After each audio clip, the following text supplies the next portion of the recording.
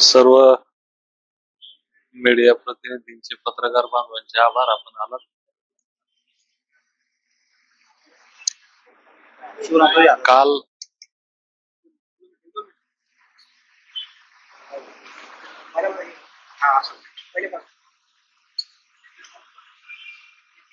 बांधवांनो, काल मुंबई इथं राज्याचे मुख्यमंत्री फडणवीस साहेब यांच्या अध्यक्षतेखाली आमच्या शिष्टमंडळाची एक बैठक पार पडली. ती बैठक निष्फळ ठरली असं मी सुरुवातीलाच मानतो. मी सर्वप्रथम राज्यभरातील धनगर बांधवांना नम्रपणे सांगतो, बैठकीला कोण गेलं, कोण काय बोललं, कोण काय पत्र दिलं, कृपया या गोष्टींकडे लक्ष देऊ नका. मी आंदोलन करतोय, मी अमर उपोषण करतोय. महाराष्ट्रातील सर्वसामान्य जनतेचा आवाज म्हणून या ठिकाणी बोलतोय. त्याच्यामुळं मी काय म्हणतो ते लक्ष द्या. बाकी कोण काय म्हणतं याच्याकडे फारसं लक्ष देऊ नका. मुख्यमंत्री फडणवीस साहेबांना माझी विनंती आहे, आपण काल जे बोललात, परवा जे बोललात, आपली जी भावना आहे, भूमिका आहे, हे आम्ही 10 वर्ष झाले पाहतो. आपण टीचचा एक उल्लेख केला आणि कोर्टाचा एक उल्लेख केला, शिंदे समितीचा उल्लेख केला.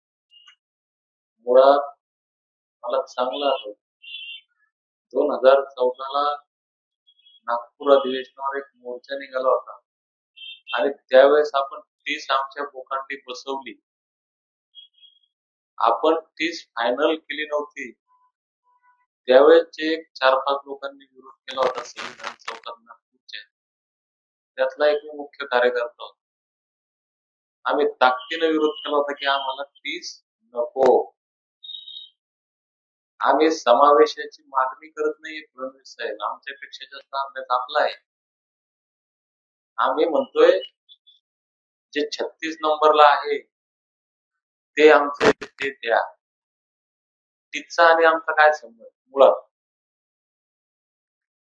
आपण शिंदे फडणवीस साहेब, आपण काहीच केलं नाही म्हणून आमचे लोक कोर्टात गेले. मुळात मी असं मानतो, धनगरांना कोर्टात जाण्याची सुद्धा गरज नाही. मी अत्यंत जबाबदारीने बोलतो. जे कोण वकील असतील, हुशार असतील, त्यांनी कृपया सध्या मला करू नये.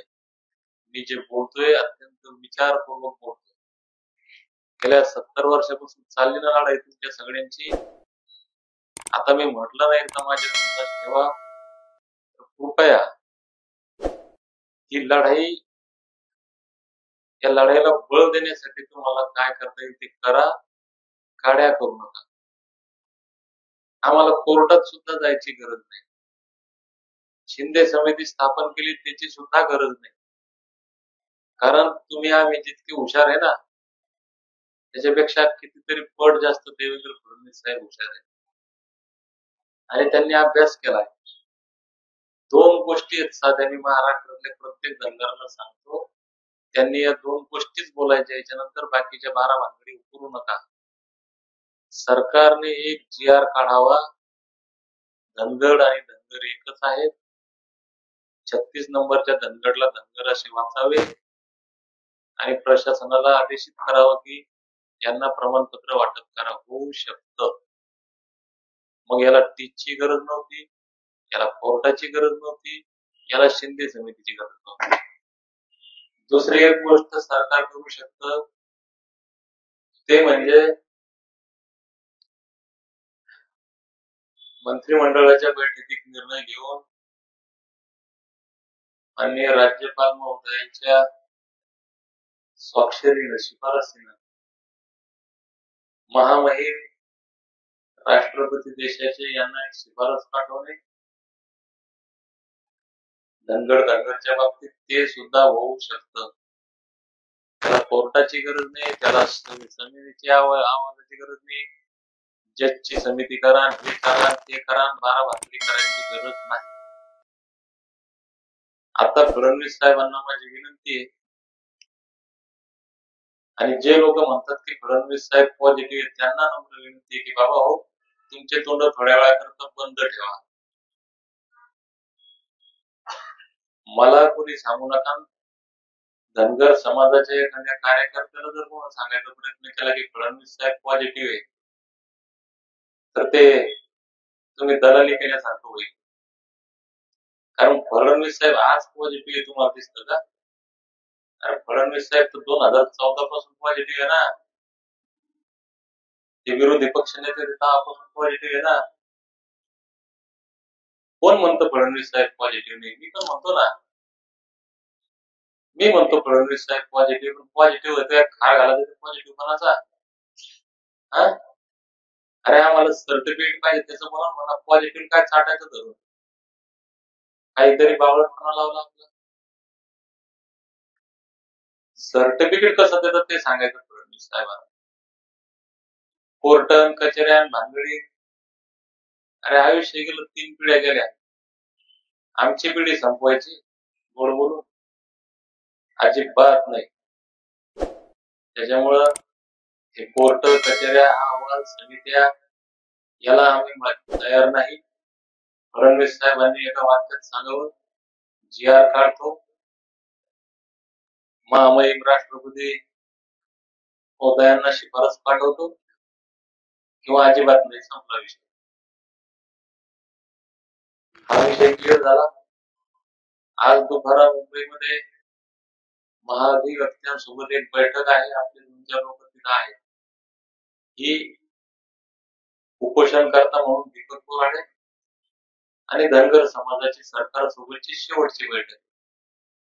याच्यानंतर माझ्या वतीनं एकही माणूस सरकारकडे चर्चेला जाणार नाही. सरकारला चर्चा करायची, ते आमच्यासोबत चर्चा करतील. आमचे चर्चेचे दार खुले. जे बांधव आमचे काल चर्चेला गेले ते सांगतील तिथं काय होते, ज्यांना माहिती काय होते. त्याच्यामुळे आम्ही चर्चेला जाणार नाही. हा विषय क्लोज. दुसरा मुद्दा, उद्या आपण राज्यभरामध्ये चक्काजामचं आवाहन केलेले आहे. खरं म्हणजे सध्या या राज्यावर आसमानी संकट आहे. आमचा बळीराजा प्रचंड दुःखात आहे. सगळीकडे पाणीच पाणी. सामान्य जनता या पावसामुळे त्रस्त आहे, आणि अशात आम्ही सुद्धा या जनतेला त्रास द्यावा हे मला पटत नाही. परंतु 4 दिवसाचा ओला दुष्काळ असो की कोरडा दुष्काळ असो, या दुष्काळाची दाहकता, या वेदना आम्हाला माहिती आहे. परंतु माझ्या धनगर जमातीवर गेल्या 75 वर्षापासून ओला आणि सुका दोन्ही दुष्काळाचा मार आहे. आमच्या वेदना काय असतील, आमचे दुःख काय असतील, त्याच्यामुळं महाराष्ट्रातल्या सर्वसामान्य जनतेची माफी मागत, माझ्या बळीराजाची माफी मागत उद्याचं आंदोलन होणार हे मी या ठिकाणी जाहीर करतो. धनगर समाज बांधवांना नम्र विनंती करतो, भावांनो, सर्वसामान्य जनतेला फार त्रास होणार नाही याची काळजी आपण घेऊ. म्हणून सकाळी 11 वाजेपासून तर दुपारी 2 वाजेपर्यंत या 3 तासातच आपल्याला रास्ता रोको आणि चक्काजाम करायचा. आमच्या मायमावल्या, सगळे आमचे मल्हार मावळे आणि मेंढर घेऊन रस्त्यावर उतरा. कुणीही कायदा हातात घेणार नाही. कुठेही तोडफोड, टाळफोड, कुणाला शिव्या देणे, चुकीची घोषणाबाजी करणे, या गोष्टी कुणीही करू नये. तसं कुणी केलं तर त्याचं मी समर्थन करणार नाही. शिवाय रास्ता रोको सुद्धा ताकदीनं सकाळी 11 वाजेपासून 2 वाजेपर्यंत अँब्युलन्स, दवाखान्याचे कारण सोडून कुठल्याच कारणासाठी कुठल्याच वाहनाचा चक्का फिरू देऊ नका. एकदा दाखवा ज्या पद्धतीने 24 तारखेला अद्भुत, अविश्वसनीय आणि ऐतिहासिक इशारा मोर्चा आपण जालन्यात काढला, त्या पद्धतीनं एकदा महाराष्ट्राला, या सरकारला दाखवून द्या की आम्ही शांततेच्या मार्गाने रस्त्यावर आलो, शांततेच्या मार्गाने रस्ता अडवला आणि शांततेच्याच मार्गाने रस्ता मोकळा करतो. महाराष्ट्रातल्या प्रत्येक तरुण धनगराला आणि धनगर बांधवांना विनंती आहे, ज्या ज्या लोकांनी आम्हाला इथून पाठिंबा दिला, मग ते कुठल्याही जातीचे असो, कुठल्याही पक्षाचे असो, कुठल्याही संघटनेचे असो, तुम्हाला माहिती आहे तुमच्या भागातले ते लोक आहेत, आता त्यांना सोबत घ्या. कारण मलाही येऊन प्रत्येक जण म्हटलं, दीपक भाऊ आम्ही तुमच्या सोबत तन मन धनानं आणि प्रत्येक ठिकाणी तुमच्या खांद्याला खांदा लावून कुठं तुमच्या पुढे उभे आहोत. आता ही त्यांच्याही परीक्षेची वेळ आहे की खरंच आमचा कोणी मतासाठी वापर करतय का आम्हाला चिवते बनवतय. म्हणून उद्याच्या रास्ता रोको मध्ये तुमचे मित्र असतील, तुमच्या परिसरातले लोक असतील, जे वेगळ्या पक्षाचे नेते असतील, विविध पक्ष संघटनेचे नेते असतील, त्यांना सांगा की आता हा आमचा शेवटचा रास्ता रोको आहे, त्यांना पण तुमच्यात सामील करून घ्या. परत एकदा सरकारला विनंती करतो की आपण GR काढणे, महामहिम राष्ट्रपतींना शिफारस पाठवणे, या दोन गोष्टींच्या बाबतीतच आमच्याशी चर्चा होईल. या चर्चेसाठी आमचे लोक तिकडे येणार नाही. धनगर समाज बांधवांना विनंती आहे, कुठल्याही प्रकारचं गैरकृत्य कोणी करू नका आणि सकाळी 11 ते दुपारी 2 म्हणजे किती 3 तास ना, या 3 तासातच चक्का जाम करायचा.